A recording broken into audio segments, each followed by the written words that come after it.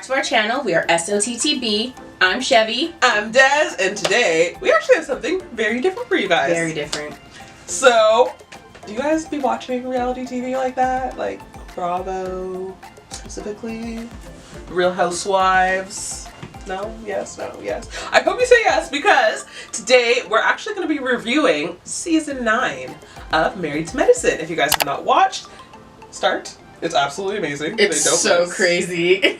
They do not miss. She put me on. Yes. But honestly, this isn't something we've really done before, and of course, like, we're jumping in at Season 9, so bear with us. But I feel like we literally sat on the phone for so long discussing these shows because they're just so chaotic. We thought, why not record it? Right? Let's discuss it together. Mm-hmm. Let's communicate. Mm-hmm. Right? Mm-hmm. So, before we really jump in, make sure you like the video.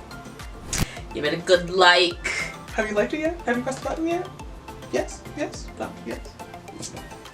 Okay. I did it.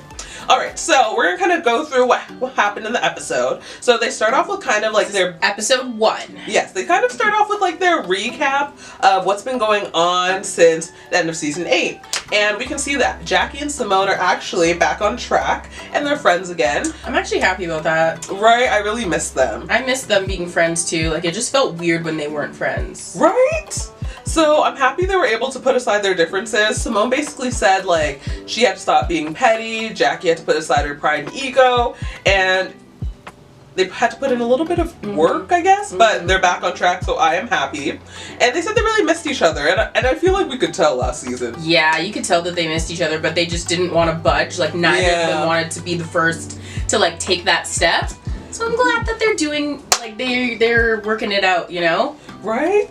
So Heavenly, on the other hand, is opening up, well, she has opened up a beauty supply store. It's called Heavenly Beauty, and she actually intends for her daughter to work there. So she was kind of talking to Alora about, like, okay, like, how much time can you dedicate to working there? She mentioned that she does, like, social media stuff for it. So that was kind of their little intro on what they've been up to. I'm happy that they're opening a beauty supply store because it's about time some black people own some of that. Right? But the one thing that upset me was Heavenly was like, you know, black people really haven't tapped into this industry or whatever, and they need to start. And I'm kind of like, yes, I don't feel like a lot of black people are involved in the industry on like an ownership level, but I don't know, I felt like it was kind of an ignorant comment because like historically black people haven't been allowed to enter the industry even though they cater to us. Like a lot of the markets are owned by Koreans who don't want to sell to black people, so a lot of people who did open up black beauty supply stores weren't able to keep their doors open because they couldn't get more product because nobody would sell to them. So I don't know, I felt like that was an ignorant comment, but I am glad that she's doing it. I feel like Heavenly says a lot of things. Right? She just be talking.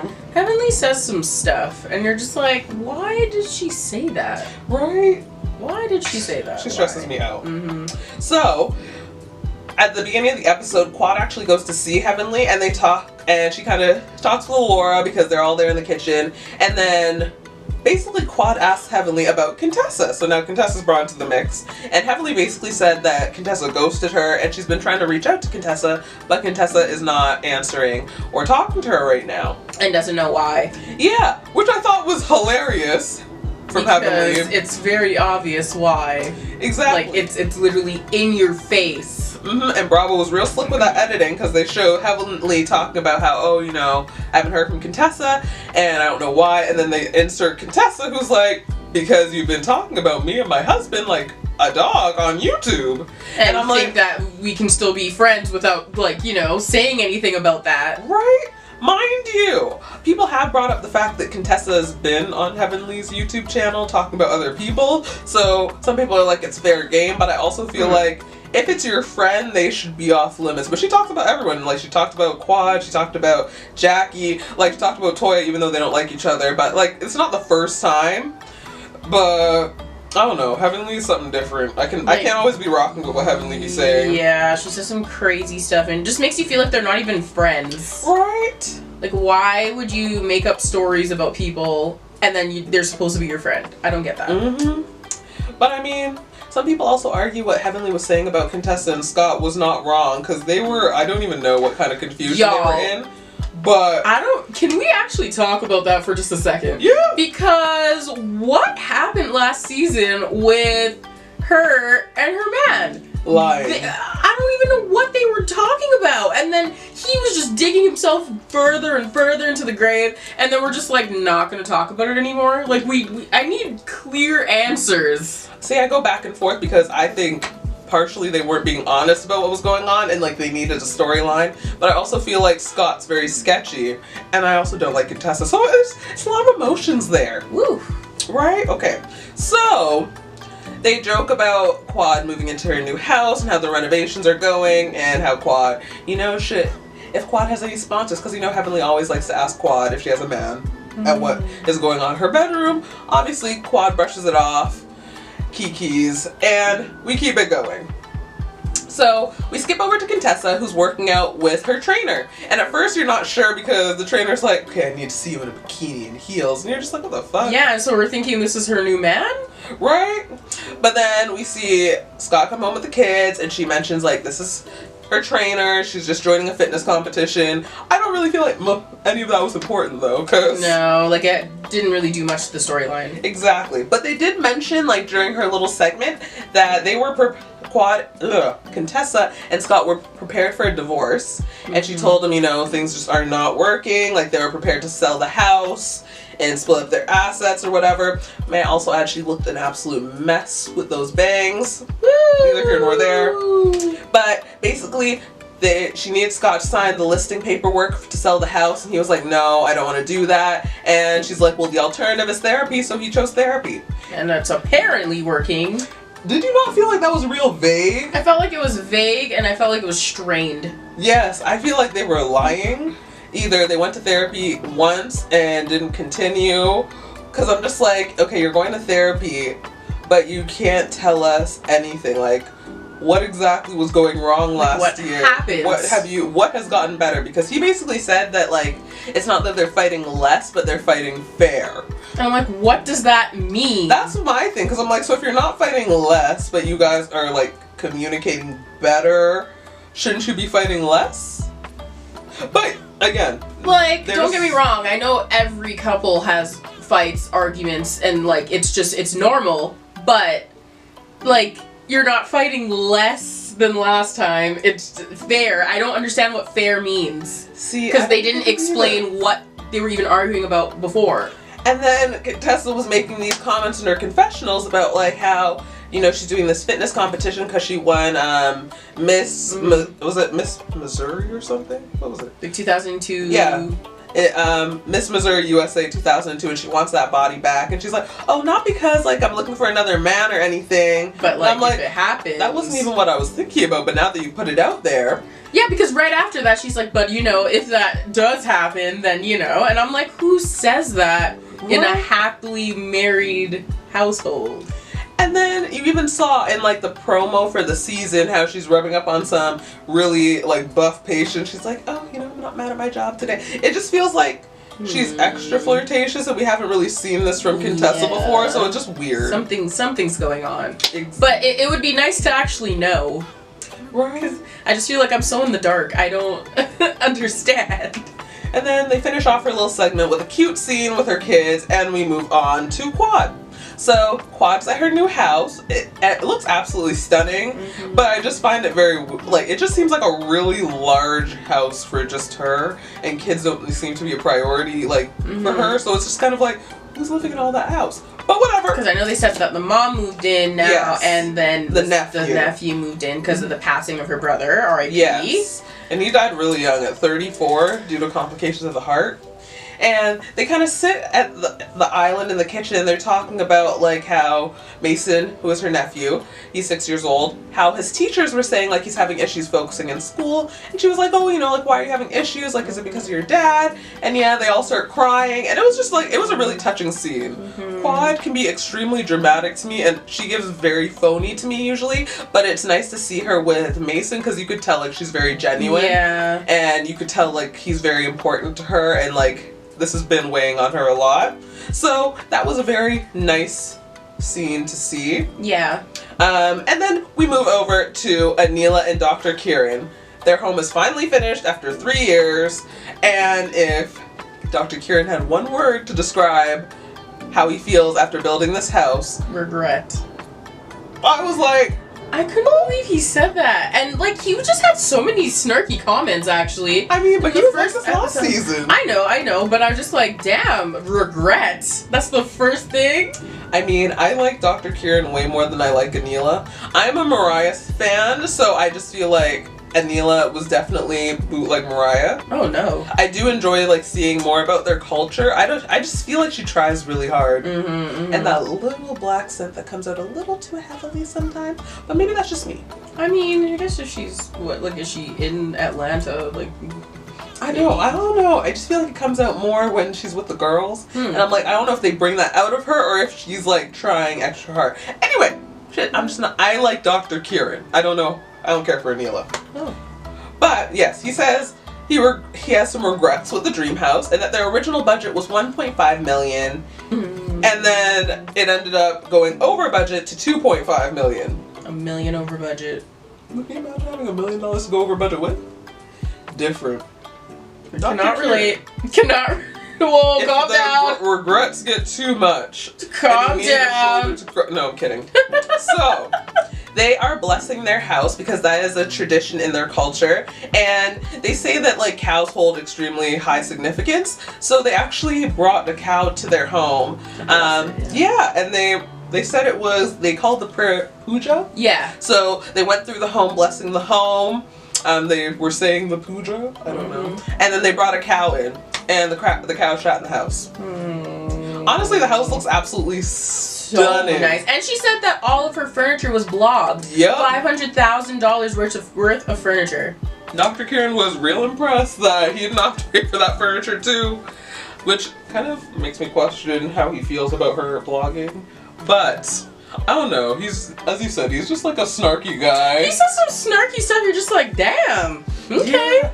Honestly, I really like him. Like, I like his sense of humor because it feels very, like, real. Like, I feel like if I knew someone who was on a reality show, like, that's actually what their attitude would be. Yeah. So I like the realness of him. Because sometimes I feel like Anila be putting on. Sometimes. Which makes sense because she's, like, the actual one, like, really on the show. But I like how he's just like, no, that's how I feel about it. Regret. Like, what do you mean? This cost me $1 million extra. And she's just like, okay, but, like, you still like it, right? He's like, yeah, for the kids and my wife. I was like, oh god. Right? Okay. So after they conclude the prayer scene, we move over to Toyah and Eugene. And as you guys may or may not have heard, like, because I know they were talking about it in the off season, they actually sold their home, their dream home, their forever home, and they bought land to build a new forever home.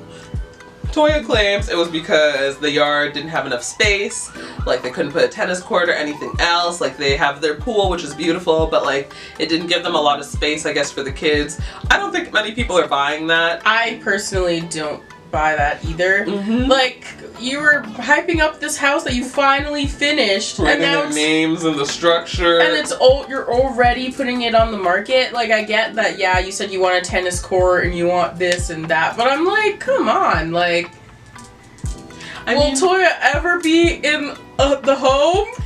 They did say, like, they were saying that they sold the house because they realized how much money they could get for it once it was done. So I was like, okay, fine, whatever. Like, I don't know real estate, but I guess. I don't know. See, I feel like a lot of people are very hard on Toyah, and that I may be biased because I actually like Toyah and Eugene as a couple. Yeah. But I also feel like, I don't know, it seems like rich people do that a lot. They buy property and sell the property.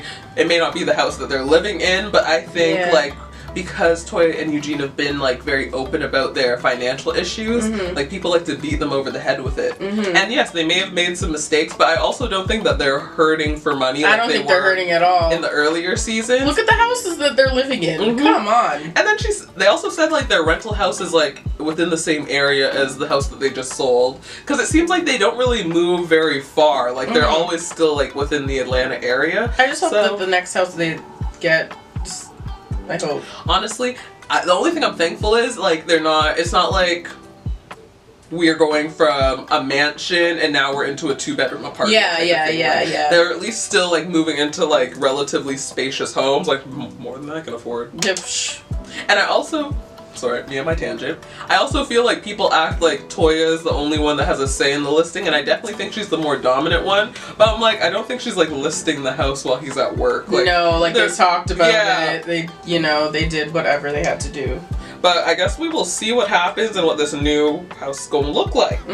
So during Toyah's scenes, like Eugene's joking about how like there's not peace and quiet in the house or whatever, and they also talk about how they were invited to Anila's housewarming / Diwali party. Now, Toyah feels like the invite was a little bit shady because Anila invited her personally, but sent her son to their front door while she stayed in the car and gave the invite. It's kind of weird. Yeah, but they're also not in a great place, so I'm like, either you're going or you're not going. Like, like, what do you want? But I definitely feel like, Anila, you could have just walked up to the front door, too. Like, I agree about that, but I also feel like it wasn't that serious either. Like, maybe she was, like, just giving out a whole bunch, and she's just like, okay, you go do that one, and then, like, come back quickly, we'll go to the next person. Like, I don't think it was that serious. Right, she should have just mailed them, if we're being real. Yeah, fair. So, now we move over to the day of Anila's party. Contessa says she still hasn't spoken to Quad, Jackie, or Heavenly, and she's not really in the mood for that tonight, and she doesn't know what to wear. Which brings us to the monstrosity this bitch puts on. Why would she wear that? This girl wore an Egyptian outfit from Amazon. Egyptian outfit. To a Diwali holiday party. And we already know she has, like, clothes that she could have worn because they went to what exactly? She wore the garb before, like the Indian garb before. Exactly. And then she was sitting here trying to act like, oh, like, you know, if we have a party, people don't have to wear dashikis and this and that. It's just like, but now you're being extra. They're specifically asking you to, though, right? For this party. Like, you're being extra, because where was this energy last year? And I don't feel like she has a problem with Anila, so I was kind of confused. Yeah, I don't know. I think she was honestly just acting out. But she's the only one who's having issues picking an outfit. Everyone else seemed to have gotten their Indian garb together, and it was fine. So they just, like, as they're making their way to the party, everyone's kind of discussing, like, what Diwali is, and it's Simone, Jackie, and their husbands, they're going together, and they're talking about how Diwali is for the Festival of Lights. So Quad actually arrives at the party first with her guest, and then Jackie, Simone, Cecil, and I don't even remember Jackie's tallest husband's name at the moment. They all arrive next. Wow, it's slipping my mind right now, too. Right, he's not really relevant unless we're talking about him cheating. Oh, dear. So, Heavenly and Damon arrive next. Oh, it's Curtis. Curtis messes up Quad's henna, and Quad shades him in the confessional about touching another woman's hand, which I chuckled at because I do not like Curtis. Well, I feel like what he did to Jackie was awful. Yeah. Carrie arrives with her husband. I'm actually glad to see her back. I like her as a friend of the show. And we're also introduced to who are going to be, I believe they're the new cast members, or at least friends of the show. And that's Audra and Dr. Martin. So is that the dentist? Yeah. And okay. They're introduced by Heavenly and Damon. So Dr. Martin is a dentist, and they said Audra was a real estate attorney, I believe. Yes. So we're introduced to them, but it was real brief. Like, we only got to see kind of shots of their faces here and there, but we didn't really learn much about them. What happens next? Heavenly shaded Carrie, saying that she needs a man to put her lips on, and I'm like, oh my god. Heavenly always has some rude shit to say. Right, Heavenly has not forgiven Carrie for that Dr. Daddy Damon comment last season, which was hilarious, because I feel like Heavenly dishes it out a lot, but she can't always take it. She can't take it. So I kind of like... That was the only reason I really liked Lisa Nicole, because she would be going back and forth with Heavenly all day, even though they would be getting her together.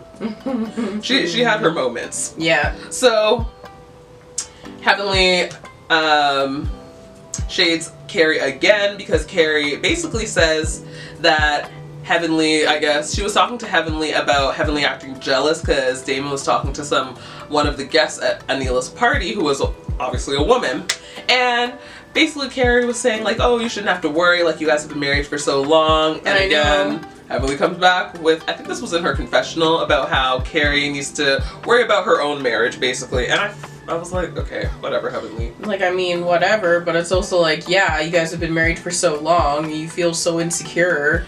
This guy, he's not even allowed to have female friends. Yeah, she's aggravating. But, basically... Anila and Dr. Kieran come and make their entrance. Dr. Kieran's pissed because the MCU did not call him doctor, which I get, you know, you paid your money, but I didn't think it was that big of a deal. Yeah, I mean, maybe to a doctor. Yeah, I didn't go through that. Yeah. Took decades just to get their doctorates and shit. Scott and Contessa arrive late. Contessa has on her foolishness. Looks an absolute mess. And then it kept flipping to her with that stupid bayang. The bayang. A mess. So, Contessa greets everyone but Heavenly. Bangs still look a mess.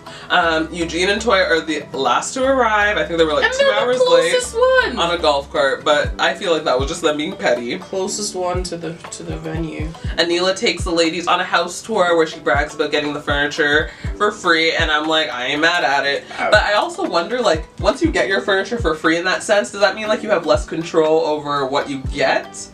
Because, I don't know, based on like their last, like when they originally moved into the home, like it felt like a model home. It didn't feel like someone lived there, and I know they just finished it, but like it doesn't feel like the home that they would be raising their kids in, you know? Like it just seemed like I staged this. I have an influencer room, like. Exactly. But yeah, that's true. Because like if she got all the furniture for free, like did she even get to pick it? Or did they just be like, here you go? So I'm curious about that, and I hope she touches on that more, or maybe in an interview or something. But basically, I thought it was funny. Dr. Jackie told Carrie to take her hands off of Anila's walls when she was coming down the steps to use the railing. Take your hand off the wall. She like scolded her like, stop. So, while Toyah and Anila make fake small talk, Toyah complains about the lack of alcohol, but it's like, bitch, you arrived late, you better drink what's available. Right, and it's only the Patron that's done. Right? Like, there's still more. Girl, go get a glass of Casamigos, like, stop it. So, the men are talking outside, and they're asking Scott, like, are things better with Contessa? Scott's lying. Scott's lying and being vague, and I want to strangle him through the screen, but whatever, I feel like they're going to get into it later in the season. The men joke that, you know, nobody's marriage is perfect except Heavenly and Damon. And I always remember that clip where Heavenly was basically saying, like, oh, you know, you can either talk, you can argue with the host, or you can expose your business. I just choose to argue with the host, because I realized we don't really know much about her personal life, and it's interesting. So... That is true. That is true, because it's like painted like, yeah, they're the perfect, like they don't really argue, like he can calm her down immediately and this and that, and they don't fight, and you know, but it's like, I don't know, and you can see like some controlling factors, you know, like because he seems more like timid, like just like a quiet guy, and like she's like, yeah, he doesn't have any female friends, right? And it's like, it's funny you say that because I have my theory about them. I feel like because Damon is seen as like this pillar of like class and like just that strong silent type, but I feel like he probably be saying some kind of ignorant shit, and that's why he doesn't say as much, so that he doesn't put his foot in his mouth.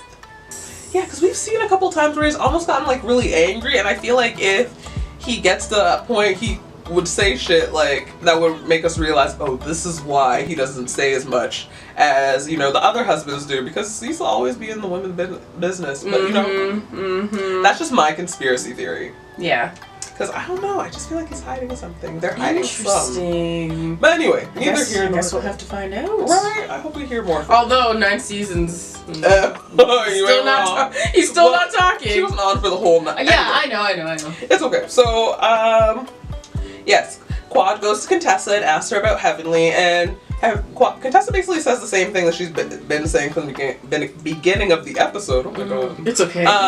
That she's sick of Heavenly talking about her on YouTube, like that's supposed to be her friend. And Quad is kind of understanding about the situation because, again, Heavenly's talked about all of them. Heavenly called Scott abusive based on a question that was asked to her, and she basically said, yeah, like that he was verbally and emotionally and mentally abusive, but this is all on her YouTube channel. And some people argue like that's not, she said worse about other people. I'm just like, that's still your friend, so it's still messed up. It's like, it doesn't matter how bad of what you said is. Like, you said it, and then you said it online for everybody to see. On your YouTube channel that you're making money from. Like, that's really messed up. Right? Because I feel like, I think her being on YouTube is great because, like, we get more insight into the show. Like, Candy has a speak on it. But I also feel like if those are really your friends, because I feel like compared to Real Housewives of Atlanta, like, the girls are married to medicine, some of them are actually friends. So I'm just like, I don't think that's healthy for any friendship. But I feel like this is definitely going to be Heavenly's takedown season, so I'm excited because I've been waiting. Yeah, from the, well, I guess we'll get to the preview part, yeah. So, Quad, again, says that she understands, and she believes that Heavenly thinks that she can have her cake and eat it too. So she can kind of talk down to you, talk about you crazy, but you guys can still be friends and you're expected to move on. And I think she's right because, again, she's been victim to it too. So, Quad said Heavenly is also hurt, that their relationship has been strained, and you could tell, like, Quad is trying to get them back on a good page, because it does seem like they were close, and I know it kind of feels like Contessa is slightly putting on, because, like, last season she was also, like, talking down on Scott, and I guess that's that thing, like, you can't talk about your friend's man, because when they're back good, they're gonna remember all the things you said about them. So, I mean, there's no real winning in this situation. And then the episode comes to an end where they're just enjoying the party. Anila doesn't dance in this really nice red outfit. And that's kind of where we see what's to come for the season. And it looks like an absolute mess. It looks like, oh my gosh, Toyah and Audra are going to get into it. Because you couldn't really tell at first because Audra would be looking like Quad in that scene. Yeah. Contessa and Scott are not, you know, necessarily back to perfect. Making their way there, maybe, but who knows? And as we mentioned, Heavenly Takedown season. I'm ready for it because it's been building up. She deserves it. Overdue. Like, she just says some crazy stuff and gets away with it like nothing. Like, even the talk show with Jackie, and they say all this stuff. Like, Jackie just sits quietly and lets Heavenly just reel it out. I feel like Toyah was right last season. Like, Heavenly be saying the things that Jackie wants to say, and that's why Jackie doesn't say anything.